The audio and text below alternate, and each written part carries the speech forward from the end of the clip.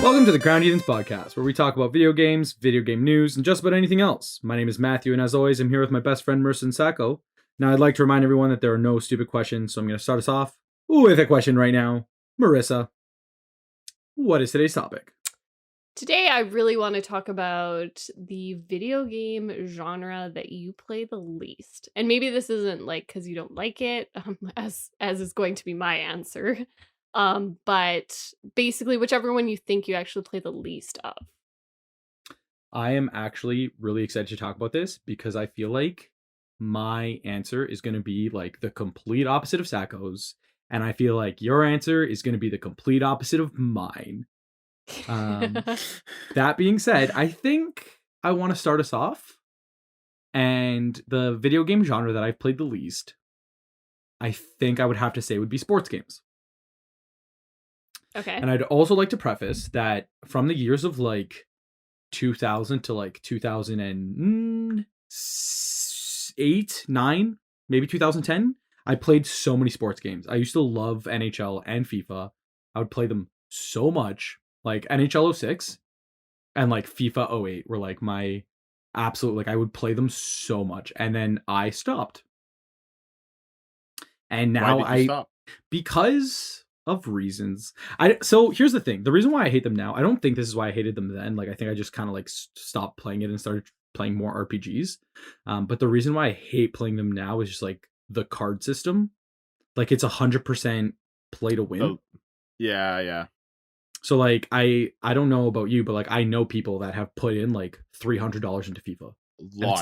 Lots of money into FIFA. It's like you could have bought a whole nother console. You could have played like 200 games.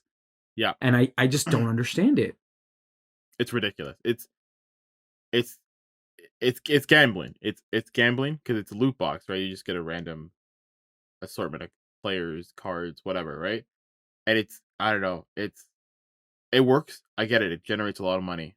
They're never going to get rid of it as a game because they make millions off it.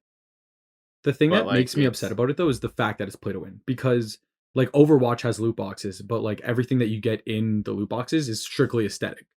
Exactly. And then FIFA is just like, no, if you want to win, you have to play. And like I guess there's other game modes, like you can play like solo, or like you can do like, I know NHL has like the, what's it called when you're like the GM mode. Oh, well, but it's actually called franchise mode, I believe. And like you don't have to pay to like really enjoy those, do you? No, but like even in the Ultimate Teams, like you can technically play to get an NHL their pucks in FIFA. I don't know what they're called. Probably like Ultimate Team dollars or whatever. Footies. But you can play to get them and like get those like currencies and then buy the packs that way. The problem is when you're playing to get those the packs, you're not getting nearly as many as the guy who's just going to spend $300 in the game. Yeah. The other thing is just the fact that you have to say you can technically play it. Like you can technically play it and win. It's like I don't want to play a game that has to have the word technically in it. Yeah. To be fair, they've gotten a lot better. Like NHL 21, I haven't played like any of the new FIFAs in a very long time. But like NHL 21, they did give you a bunch of different game modes where you can actually earn like a lot of pucks. And as long as you're good at the game, like if you rank high enough, you can get a lot of pucks. And I haven't spent any money on it. And I had a pretty decent team. I stopped playing it after a while, but brag about it. Yeah, I mean, but they've gone a lot better. I remember when they first introduced HUT, like it was like if you didn't buy players, you didn't win games, because one, the good players were the only players that could score goals, because when you're playing like the guy who bought all the legendary goalies, there's no way you're gonna there's no way you're scoring against that. Yeah, no. Yeah, if you have like a bunch of third line players, like it's just not gonna happen. Okay, so my thing is with sports games is I really like hockey. Like I'm a pretty big hockey fan. And so I've played NHL 20. And the only mode I really love, one, because I didn't grow up playing sports games. Like we had a really old one, probably like, I don't know, like 05 or something stupid, like for our old computer when we were younger. But like I haven't played them in so long that I'm not very good at the actual like playing mechanics as a like skater or something. Mm-hmm. Yeah, but like playing franchise mode, or there's another mode where you can just play as like basically play out a career as an NHL player. Those are really interesting to me just because like you get to actually dial in on like a long-term investment kind of gameplay, and I like that a lot better. Kind of more aligns to like RPGs and stuff, but they're such broken modes in NHL Yeah. 20. I mean, because they're not the ones that bring in the money, right? Like at the end of the day, it's like an added game mode, essentially. I don't remember which one they added it, but I remember playing as like a single player, like you mentioned, Marissa, and it was like when my guy got called off the lines, like I was sitting in the bench, and I thought that was extremely cool. I Like forget that what was a it's great called. way. It's like basically Be a pro mode. Be a pro. Be a yeah, pro mode. So Be a pro mode. like what I got to do is I've like low key always wanted to be a goalie. So like I played as a goalie, and like it was super fun because you play in like you play in the juniors like leagues and stuff like that, and then you work your way to and you get drafted, and getting drafted was kind of cool. Like I got like my character got drafted by Pittsburgh, and I was like, oh, like sweet. And then I was like, oh, like, you know, getting all into it and like getting invested and hyped up. And then the game is like not meant for you to actually, I feel like it's not meant for you to enjoy those modes, because I would be playing really well, and then like I wouldn't get played, like my character wouldn't get played. Like I was like played once every like 8 games, like even on back-to-backs, like in the real NHL, like you would play the backup goalie once usually. Yeah, the goalie mode specifically is broken. Yeah, like I the AI never that got controls it. played. Like Yeah. ever. And like in That the sucks. playoffs, like I didn't get played once. Like it was just like, and then it got really disappointing because I was basically just like doing training and like stuff like that, which is like quite boring. And then you're like, or if you like let in one bad goal, they wouldn't play you for like a month. And like I was Yeah. like something's broken in that game. And that's why I would actually kind of agree. I don't play a lot of sports games because like a lot of them don't feel like they're actually made for like, I don't know, kind of casual play. Yeah, so I think the other thing is like I personally like I'm not going to play a sports game single player. Like if I'm by myself, I'm probably not going to play it just because like there's the RPG and like the storytelling, and like I'm more of that type of video game player. Like I want the story for a single player game. So like if I'm by myself, I'm not going to play that. And then I think the other reason why I stopped playing it is because I don't know if you've heard this term before, but like there's couch co-op games. And it's like NHL and FIFA are games where it's like as a multiplayer game, like you can have 8 people playing at once, and like because it's not really split screen, it's just like an above view like of the field or of the ice, that it works. And once everything moved to online, I kind of like I'm not going to play NHL online because I can just play Call of Duty online. And like if I'm going to play with strangers, like I'm not going to play NHL with like strangers. No, so what NHL does have though is they introduced in like kind of later games. I think it was maybe 19 or 18. It's the EA SHL, which is like the EA Sports Hockey League, and you can create a team with your friends, and so you're a team and you play in a season. It's not like they're not scheduled matchups, but like you like, okay, we're gonna play a season game right now, and then you hop in and you play another team of people who all know each other, and then like whoever wins gets points, and you need a certain amount of points to advance to the next division. That sounds amazing. So that's a mode that we like. I personally play it a lot of because me and my friends all made a team, and like it's a very up and down journey because like sometimes we'll have nights where you just suck and nothing's going your way, and then you just like you drop 3 divisions, and then some nights you have like nights where you can't do anything but score, and now you've went up 3 divisions, right? Like it's like that I feel like that's what you're kind of like saying, like you'd rather play with your friends, and there are modes that you can do that in the newer games. It sounds great, but it sounds like something that they just threw in, and like they want you to just play, like they want you to just buy cards and like play the.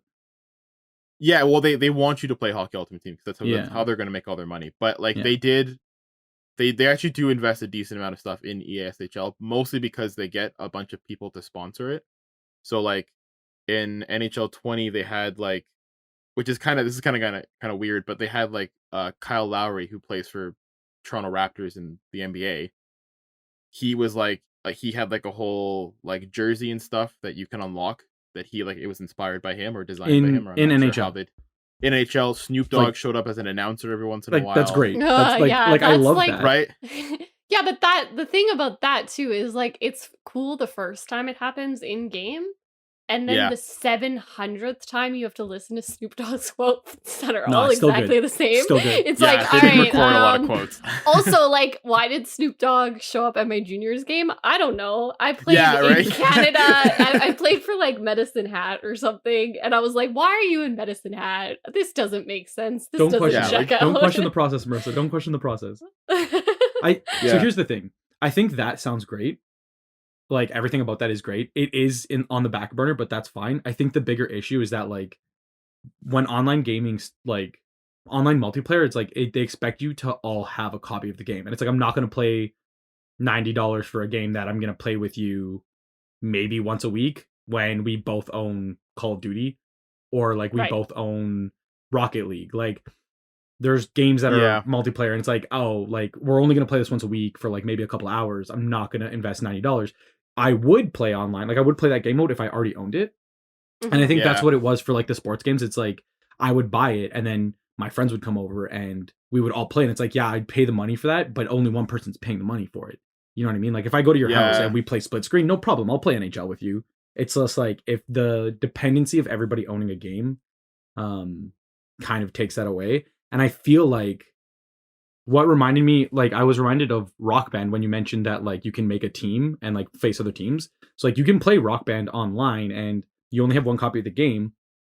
Everybody's coming over. You're not like you can play it online too, like if everybody owns it. But I feel like Rockband is still one of those like couch co-op games where it's like, yeah, I have Rockband. Come over to my house. We'll form a band. We can fight other bands online. Like it just seems like a better, maybe not better is the right word because it definitely works for. There's ups and downs for everything, right?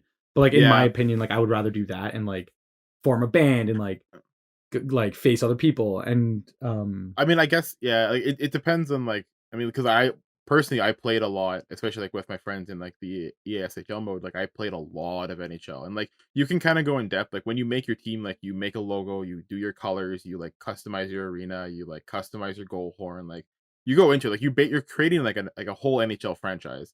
But did you play And- more of that mode or more? Oh of the yeah, other we modes? played hours. Like we played days of that mode. I'm telling you, like we Would you be buy that on- game just for that mode? honestly, like I mean, I buy unfortunately I know you used to buy every NHL. year. Yeah. I didn't buy the newest one, but like I buy every NHL game because I really like NHL. I like playing it. Like I'll play it by myself. I'll play Mhm. like just online by myself against like random people. But like I really look forward to playing like the ESHL mode with a bunch of friends because it's just like you hop on, like it's just like even I like can just to like talk while playing NHL in the background. Like for a lot of times, like I'd hop on with like because you also like you don't have to have the whole team there. You can like hop on with one Yeah. person. You I can mean hop that on kind of with, like- feels Okay, a little so rude. I'm gonna just throw this out here, and I'm aware that it's gonna sound really sad, but that involves having friends. And Yeah. Yeah.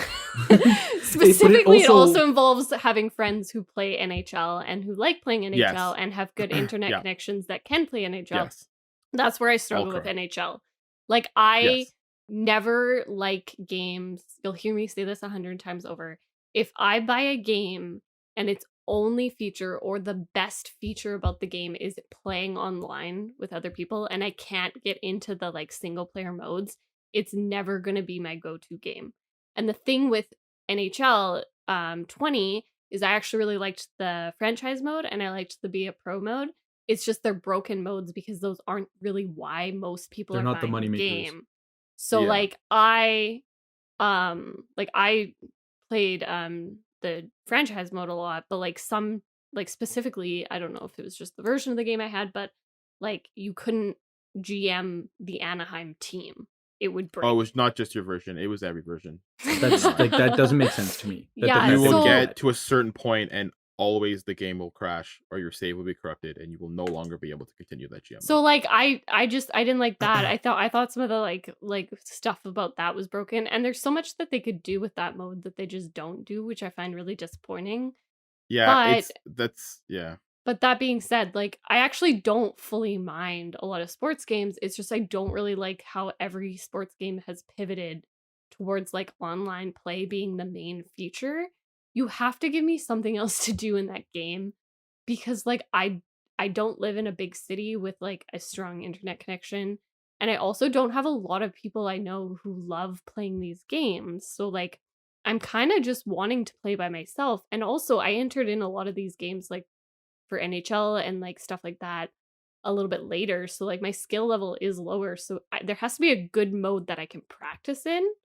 And I find like it's Yeah. just not there in NHL. And if you hop online with people, like I don't want to get ridiculed by 12-year-olds. Like that's not my idea of a good time. I feel like that kind of relates it back to Rockband, because like what you were saying, where it's like if their main mode is the online mode, like in sports games, it's like, here's this game, we want you, what's it, the Ultimate Team, like we want you to play Ultimate Team, these modes are also here. I feel like that would be like Rockband saying like, here is Rockband, and like they have Rockband Rivals and like their online thing, and they're like, yeah, like they're pushing it, but you're not buying Rockband for Rockband Rivals. You're buying Rockband for the default game. Like you're buying Rockband for the base game, and they're like, also we have this online mode. And if they were like, buy the online mode, also you can kind of play by yourself, like I feel like that would completely change the market. And it's kind Yeah. and it's like what pushes me, like if your main mode is Ultimate Team, like I'm not buying NHL for Ultimate Team. I'm not buying it for the solo player, like at that point either. Yeah, And like so sorry, I totally interrupted no, you. it's okay. Go ahead. Keep going. So the thing I actually want to pivot a little bit to talk about is there are sports games that I really like, and sports game art, actually I wouldn't consider that my least favorite, not least favorite, but like least played genre. Because like if you give me a snowboarding or a like skateboarding game, like I will play the shit out Tony of that. Hawk Like Pro some of my Skater 2. favorite games, like Well, we've played a lot of like Steep, right? yeah, all three of us. Yeah. Yeah, we play, like I love Steep. Well, one, because I can hop on by myself and just play it. And like the nice thing about Steep is it's just beautiful. But like I think one of my favorite games I've ever played that just like always comes back to me was Tony Hawk's Underground, like that series. Yes. Like that was like just fabulous. I loved I playing feel like those all games. of the Tony Hawk games are just like Fabulous. I mean, like there definitely had like some issues, but like there's just something about just grabbing a skateboard and just like Just going. fucking around. Like I think, Marissa, I think that's actually a really good point, because I think that the thing that I'm focusing on with sports games is not actually like, it's not the fact that they are sports games. I think it really is the microtransactions that pushed me Mhm. away to a point where like because if Sacco, if I'm at your house and you're like, hey, let's play NHL, I'll pick up a controller, like no problem. It's just I don't want to spend $90 for a game that requires me to spend more money, like subconsciously. Yeah. It's just like, And again, like you could just not. it's not a play game that you can play mode. if you're bad at. Like if I'm bad at NHL, like yeah, I can put money into it, but like I'm not good at the game. Like I'm okay with losing to you every single day, but I'm not going to play online because I know I'm going to lose. Yeah, there's a huge barrier for entry. You kind of have to. They've gotten to a point where the game hasn't changed at all in like years as far as like core gameplay. So if you haven't learned how to play in like Yeah. NHL 16, you're not going to be good now Yeah. because they just The keep building barrier, on it, right? the entry barrier is very real. I'm glad you brought up other sports, Marissa, because like I played Rugby World Cup and like Rugby 15, and like I know these games are kind of old, but they're not really popular in North America. Like most of these games are just released in Europe, so like finding like copies isn't really hard. But like the rugby games, like they don't really have, the ones that I played didn't have an online mode, and like it was just, and like I love them. I played by myself so much rugby, like I platinumed it. I played like Rugby World, I think it was like the Rugby World Cup. I think it was 2017, the year that I bought. I don't know. I don't remember which year I bought, but I loved those games. And it's like I love snowboarding games. I love the skateboarding games. Like being able to do this stuff, and like I'm not. I'll never. I played rugby in high school. I'm never going to be a professional rugby player, but playing as one of the members of the New Zealand All Blacks, or like even playing as like Team Canada and trying to beat the New Zealand All Blacks, like it was a crazy experience. And I think sports games do have a lot to offer. I'm just so drawn back by the microtransactions. I want to say, I don't want to call out EA, but like honestly, EA. Yeah, no. I mean, I think that's totally fair. I'm gonna switch. Go ahead. I'm gonna switch gears here and actually get to my least favorite. Again, I said least favorite. I meant least played. Gaming genre, because I actually have a lot to say about it. So Matt, I can feel you getting I ready rambled on so long about sports games, and that wasn't even the point of this podcast. Marissa, Yeah. what is your least played? What is your least played genre, Marissa? All right, so I have a complex relationship with this genre, and I have to bring it up because I wish I could overcome this because I think this genre is fascinating. Is it the microtransactions in sports games? Yeah, absolutely. No, it's not at all. So, and it's getting more and more popular, which I find both exciting and frustrating because it's not even that I don't want to play these types of games. It's that I can't deal with it. So, my genre that is least played, I can tell you without a doubt, is horror. And it's very, very upsetting to me because every time I hear about a plot or a concept or like a specific mechanic that's featured in a horror game, I get very excited because they're always really cool. Or I feel like a lot of them are really cool. I guess not always. But there's 3 games I want to mention. I've just full disclosure, I've never played these games because I am, as Matt would say, I'm baby when it comes to horror games. No. I'm baby. I'm not baby about a lot of things, but I am baby about when it comes to horror games. You know what, Marissa, I'm really sorry, but I know you're gonna be like, you're talking about the mechanics and you're like, yeah, like I want to like them, and like you get frustrated because like you can't. Like, I'm just gonna be honest with you, I am gonna hype them up even more right now, so prepare to just listen to me hype up horror games that you're never gonna play. And it's just gonna happen. I'm sorry, but you're gonna have to deal with it. It's totally fine, but I'm gonna hype up a couple myself. So the 3 that I think are like fascinating are specifically Amnesia. I'm talking specifically about the Dark Descent, PT, which is a classic, and Until Dawn. And I'm obsessed with various things from these 3 games, and I swear I've tried to play some of them and it's not going to happen. And I feel like I should start with PT because you guys are laughing because you know my struggle with PT. Because the concept of PT in general is just so amazing. I know I kind of scarred it for you, Marissa. Why don't you tell us what happened? Okay, so what happened was first time I was ever, so when I met both Matt and Sacco, there were a couple other people involved in this, but these 2, this was the first time I met these 2 human beings. And I was over at Matt's house. Great start. We were hanging out as a group, and they found out that I don't like horror games. And so naturally, they were like, hey, we got the perfect game for you. And I was like, you know what? These people seem really nice, but I also get this piece of shit vibe from them. So I know they're going to hand me a scary game. Like, I knew it right off the bat. They put a controller in my hand. They opened up this game. They said it was called PT. They asked me if I've ever heard of it. And I was like, nope. Like, I don't have, and they were like, well, it's PlayStation. Like, it was only on PlayStation. I was like, no, I'm Xbox. So like, not a clue what you're talking about. And they open up this game and then they're like, we promise you, we swear it's not scary. And I was like, oh, that seems like a trap. And so this this game opens up. Spoiler alert! And you are lying on the ground. This is vividly ingrained in my head. You are lying on the ground, and your character gets up, and there's a door in front. You're in this like dingy room, and this door in front of you pops open, and I went, nope. Straight up, nope. Like, this is a horror game. Like, I know enough about horror games to know if I'm waking up in a dingy room and the door pops open, I'm exiting the game and I'm gonna go watch like Beauty and the Beast or something. Like, this is not happening. But PT is a fascinating game to me. It's just the whole, okay, first of all, I have to say, Marissa, I truly, I am sorry that I put you through that. However, and trust me, like, I regret it. Like, I look back and I was like, man, like, I can't believe if you told me on that day, listen, in how many years ago was that?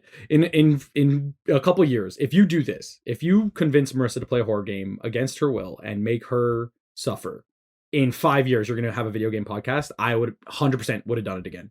Like, I don't regret. I've regretted I've regretted that moment for so long and be like, man, like it's such a bad way to start a friendship. If you told me that this is where I would be, 100% I would make you play it again.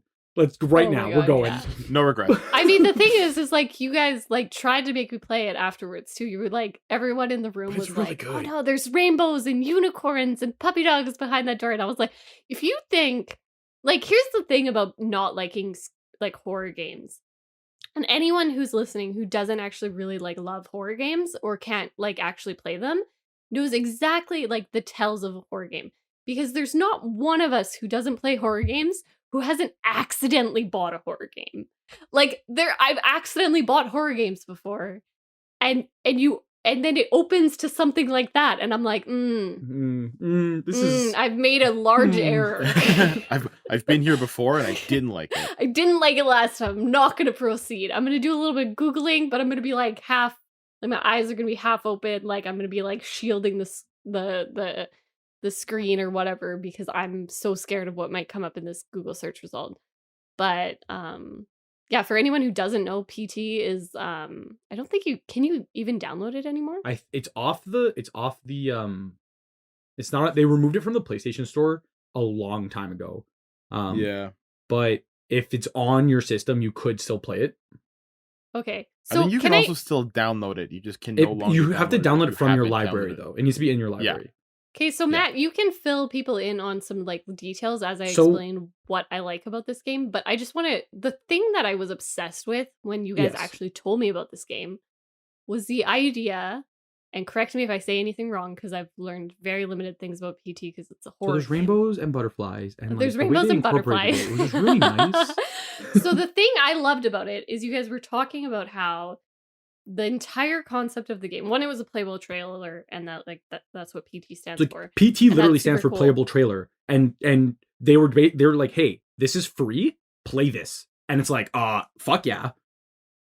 Anyway, And sorry, then- Marissa, continue. But like the entire concept of it was that you had to walk through this house and you get into this like endless loop, right? It wasn't even a house; it was just a hallway.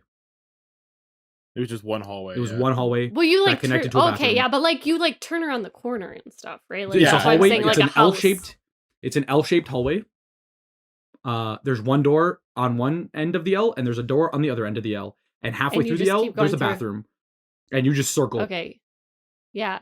So getting creepy vibes down my spine already, by the way. Mhm. And but basically the concept of this game was in order to get to the end, you had to do specific things in a specific order.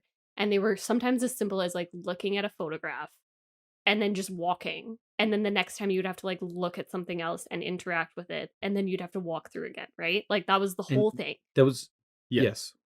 And I love that. Like that is such a badass idea. Like I love that. That is so simple and yet so complex and hard to get through. And I love that idea. And the fact that you're like not trying to kill anything, you're not trying to like do anything else, you're just trying to get through this house or this hallway. The other thing that I love is that like you can never really see yourself until like you technically beat it.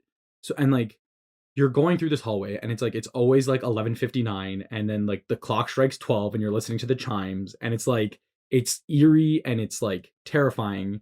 And then if you do beat it, like you walk outside and you see your person and it's Norman Reedus and you're like Silent Badass. Hills, live actor Silent Hills, and you're like, oh my god, I want to play this game. Unfortunately, it got canceled. They they never there was released some it. drama. Yeah. They never released it. They ended up making Death Stranding instead, and it still has like weird, creepy, like he has a baby, and it's like it's not like as much of a horror Hideo game. Kojima vibes to it. Yeah, it's definitely like it's not as horror, but like just the stuff that you have to do to like get through this hallway, like the final task, like you have to have a mic plugged in and you have to be speaking. Like I think you're technically supposed to be like speaking to the ghost, but like everybody just put on a YouTube video in the background because they're like, I'm not talking to myself. Oh my god, that's what? I didn't know that was how So- you had to get through the last The- bit. What? Oh my god, Yeah, I I know, love it's To it. like fully beat the But game, there you were have to also be walking down the different- hallway like I talking. hate it It's just and I like- love it at the same time. There were like there's different ways to get endings. through the ending depending on what happened or what color the light was or something near the end of Yeah. the game. Like it was, and like the coolest part was like there was no instructions anywhere in the game. you Like just you have just to kind of go. figure it out, and it really brought like the world together, like on like Reddit and like message boards and stuff, being like, oh, I did this and then this thing changed. Like it really And was like like that a sense of global It's like community a experience. really live was, yeah. Easter egg hunt. And Yeah. they yeah. really didn't advertise it too much either. They were just like on the PlayStation Store, it's like free PT, and like everybody's like, "Hi, like this game is free. Like go play this game, like maybe." And like it was Yeah, just and they made like everything a about it fake was fantastic. yeah, they made like a fake studio too. Because it was technically a Konami game, right? Yeah, but they didn't want to be like they didn't want people to think it was Silent Hill until they beat it. Yeah, so So there like was it like doesn't feel Studio like a Silent Hill. Yeah. 53 Yeah, or so yeah. they released it under 7780 Studio, Yes, Yeah. which was a Konami, like it was them directly. Yeah. but it didn't Um, say like Konami on the screen. Yeah. So I know we could talk more about PT, but I want to switch gears because I love horror games and I can't play them, so I have to talk about them somewhere. So Hit me with the have next one, Marissa. have either of you played Amnesia? No. I haven't played Amnesia. I've heard so many good things about Amnesia. I've watched people play Amnesia. Okay, so I found Amnesia because I found a YouTube video when I was in high school, which was a very hard thing for me to do in high school because I had dial-up internet. So like this was a crazy thing that happened that I happened to find this video, and it was these guys playing Amnesia, and the title of the YouTube video was "Fuck You Amnesia." And I I love was that. like, I don't remember how I ended up watching it, but I watched it, and it's just these guys playing Amnesia, and they are just like, they're just like talking, and then they'd be like, oh my fucking god, and just lose their fucking minds because they were so scared of this game. And then I started doing research into the game Amnesia. And so Amnesia is this game where you're playing as, I believe his name is Daniel. And basically you just wake up and you have, as per the title, amnesia, so you don't really remember anything. And so you're just in this house and there's this monster chasing you, and you have no means of fighting the monster. You can literally only just run away, and you have like sanity levels that you have to monitor through the game, and like it's really easy to die in the game apparently. Again, this is all secondhand information, so if you've actually played the game and this is wrong, actually let me know because I'm super fascinated by it. But and I'm never gonna play it. So like your sanity level has to be monitored by like not staying in the dark and like not seeing the monsters too much, and you can't really look at them for too long because you'll kind of lose your mind. And then like apparently you could die really easily just by like actually like legit just like falling off things too like from too high up. Like he had a really easy like time dying Like in fall the damage. game. I love the like, idea of a sanity meter though. It's just like as you lose your mind, like the game just gets harder or like worse. Yeah, and I'm pretty sure like as you get more, like your sanity like goes down lower, you actually start seeing things that aren't actually real.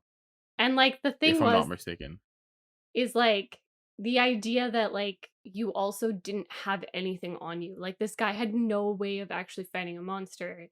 It was like this kind of reality, like realism brought into the game. Like that is what would happen if you just woke up in a house. Like you'd be like, oh my god, I'm gonna fucking die. Like this guy is kind of like living through this trauma as you're also getting freaked out as the player.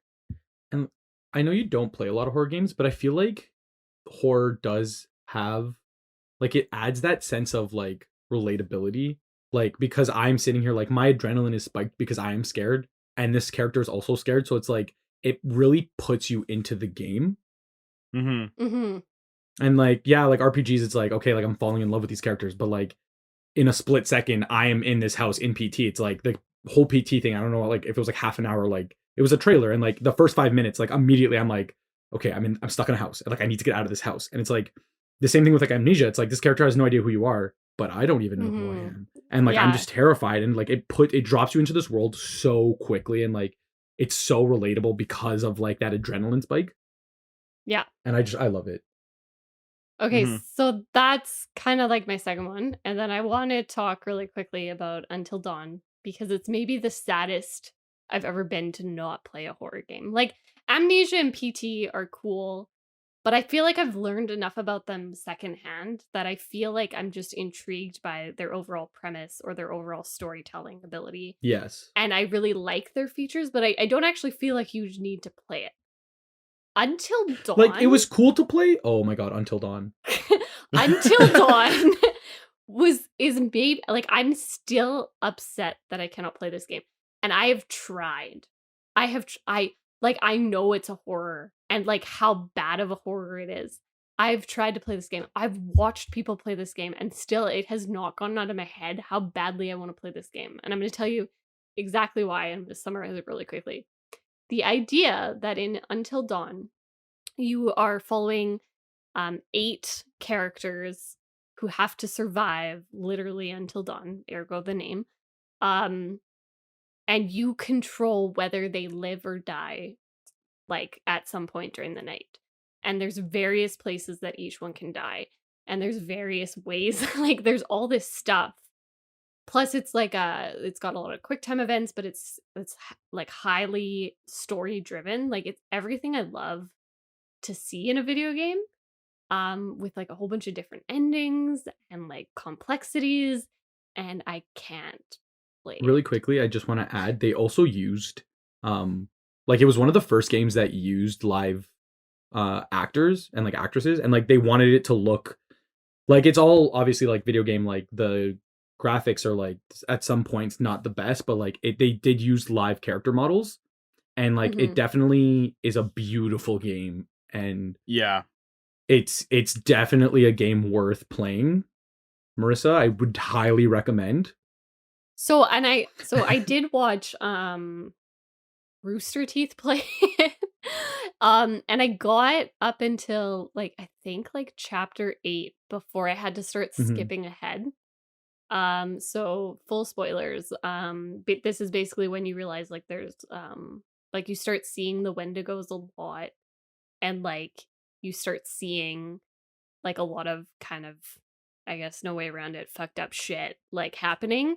But the Wendigos and like their like weird ability to follow people would like it started to really get to me. So I ended up like skipping ahead a bit because I didn't really like them. The last I did watch them play through the last scene, which gave me nightmares for way too long. But like the last scene where you're like in the basement of the house, and you have to choose. The thing that like absolutely boggles me is the idea that you have to choose what to do in that ending where like there's a Wendigo chasing you through the basement, and you have to decide whether or not to hide or to run, like hide and stay still, or to run. Yeah, or just to run.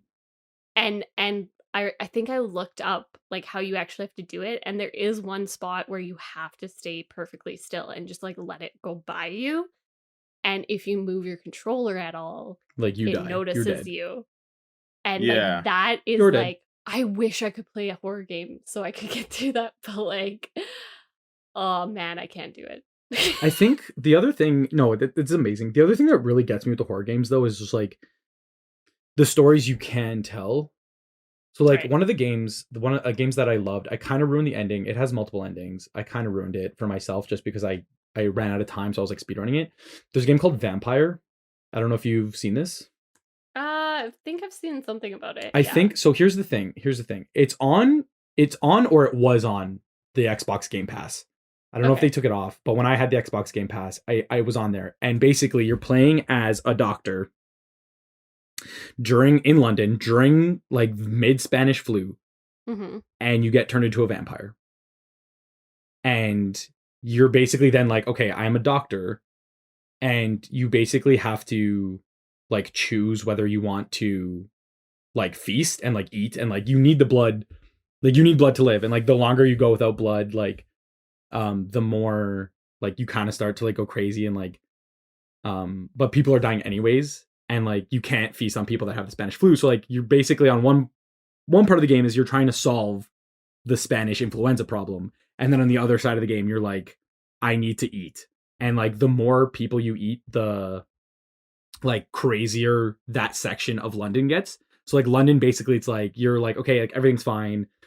People are kind of going like people are kind of upset, and then like or like they can just go like it's all out like rampage, and like you walk into that section and like everybody's like immediately trying to kill everybody. Because like everybody like they're like, oh, vampire, like everybody just kind of loses their mind if too many people die. Right.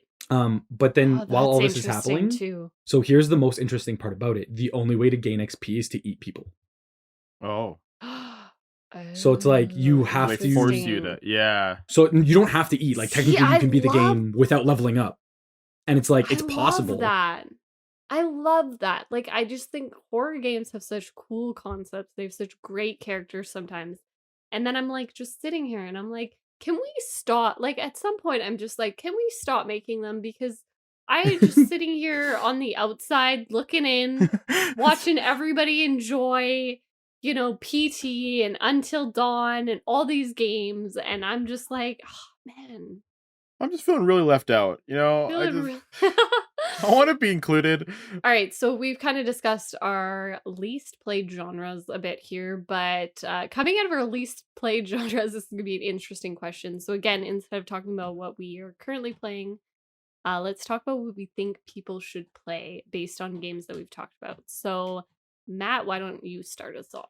So I know that this is going to be a little bit of a stretch, but if I can't convince you, Marissa, I'm going to hope that I can convince other people.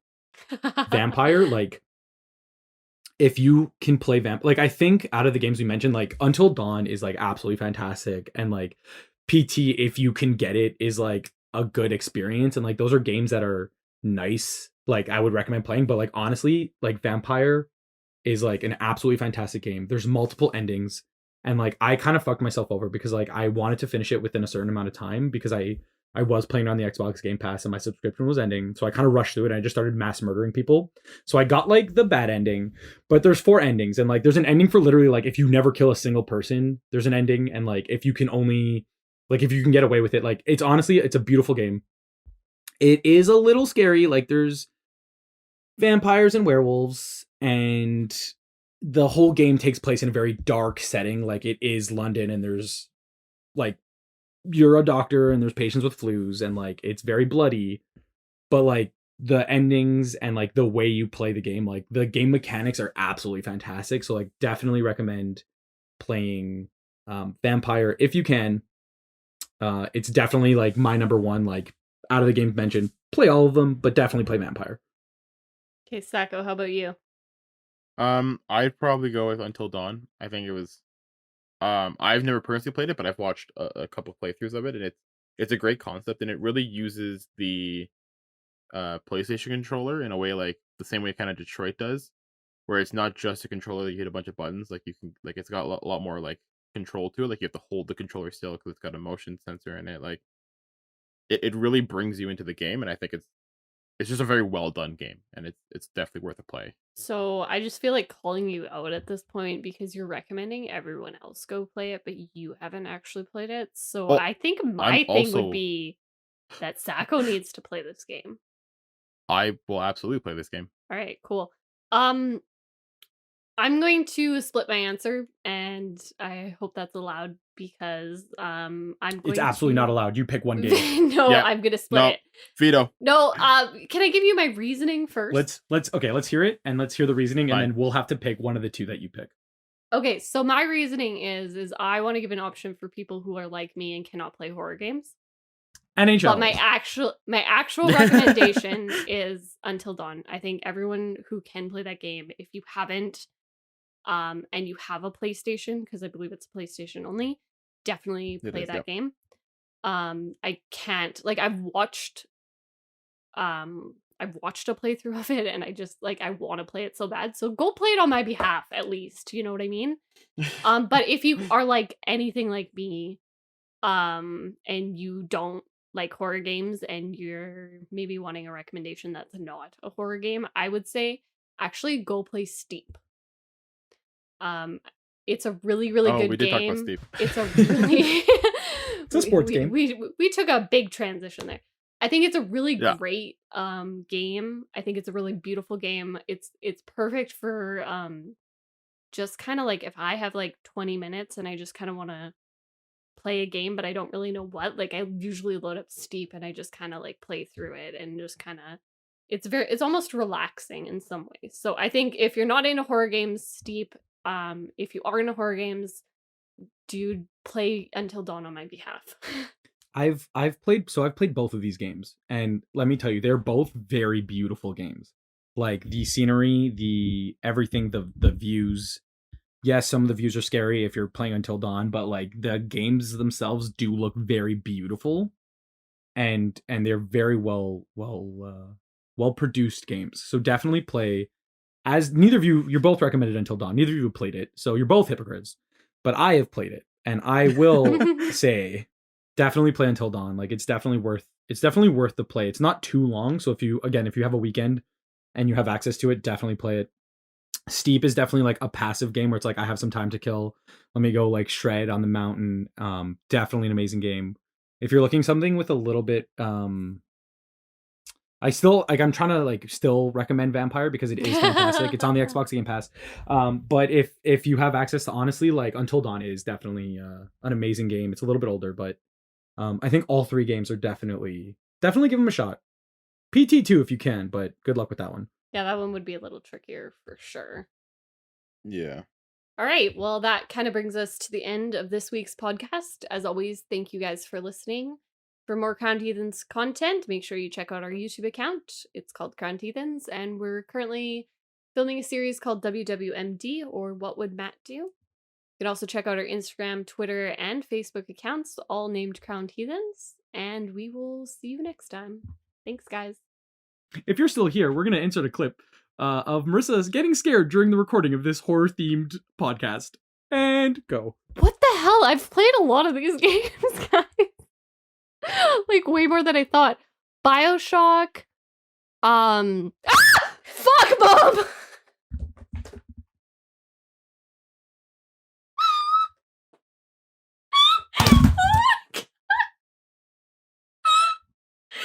For the record, I was recording that. I just want to tell you I'm going to grab us.